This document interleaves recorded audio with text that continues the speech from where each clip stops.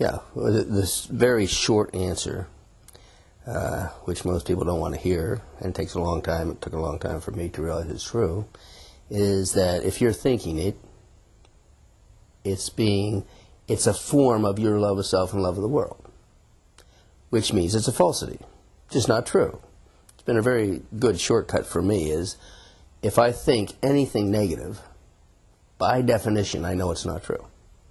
Why? Because truth holds good, the kind of good that makes you feel good about someone and want to be conjoined with them in some use.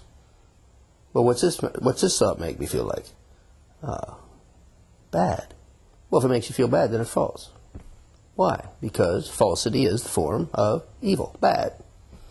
Yeah, but it seems so true. I know, your love of self, your pride of your intelligence, made it up, and it believes it is true. You do believe it's true. Well, how do I know it's false? Because you believe it's true, and you made it up. And you are, love of self, love of the world, you are evil, and you create these fantasies in regard to yourself, enhancing yourself, bringing other people down, attributing worse motives to other people, good motives to you. That's the nature of who you are. Well, what can I do about it? You can recognize that and say, God, thee, not me, thy, not mine. Right now, I am in love with my own thinking.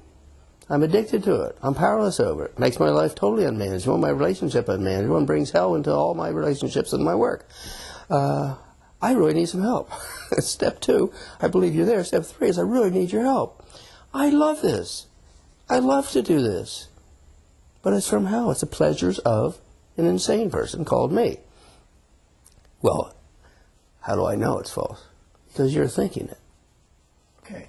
Well, what should I do? Make your mind available to God. How do I do that? God, I'm powerless over my own thinking, my own judging, all my internal fantasies about what this person's doing, what she isn't doing, what she's thinking, what she's saying. I'm making this up in my head, by the way. I'm making it up. It doesn't exist in reality. So I have a choice between the non-reality that makes me wonderful and right and I'm wrong, or your reality, which means what? Come back to the present moment. What are you meant to be doing, Glenn?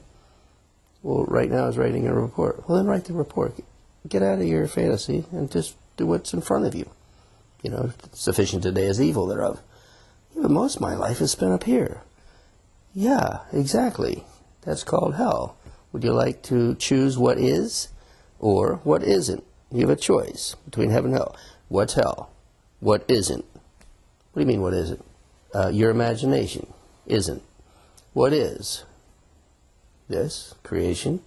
You mean you want me in a present moment, doing what I'm doing, leaving the past and leaving the future, and actually being the tree of life right now. How long do you want me to be here? Forever, Glenn.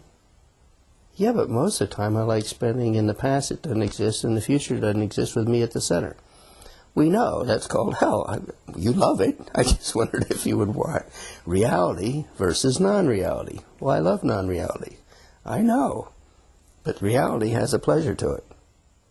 It's called acceptance, peace, tranquility, total trust and confidence in God. He's in charge of everything. Most people don't want it. Most of me doesn't want it. The natural part of me doesn't want it, naturally. The spiritual part of me does want it. It's already there.